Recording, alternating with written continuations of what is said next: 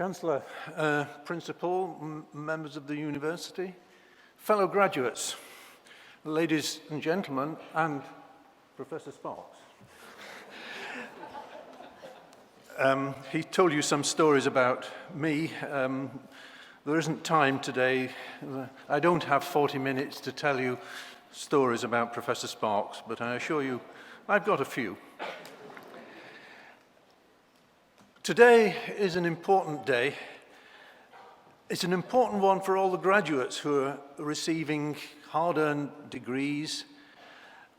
For most of those, today marks the end of a time of formal study and the start of applying to your everyday lives, and my life also, the knowledge, skills, insights that have been gained over several years of study. So it's a big day in many, many ways. Gaining a degree means proof of abilities to master detail, which might be useful in political careers, to collect and evaluate evidence, to construct reasoned arguments, and to communicate those ideas. All of those allow the graduate, and you are now graduates, to make in the future positive contributions to society and economy.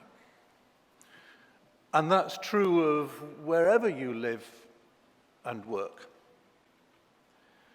So being a graduate gives many benefits, many benefits, but it also carries with it responsibility to apply those abilities and to apply those abilities to the benefit of society in general, not only personally, but communally. And because it's such a big day and an important day and a transition day, it's highly appropriate to celebrate the success, but it's also very important to say thank you to the University of Stirling. Because the University of Stirling has provided the intellectual environment in which you've lived and in which I have been in contact with for many years. It's an environment which has enabled achievements, your achievements, and equally importantly, it's important to thank your friends in that environment and the families who've constantly had faith in you.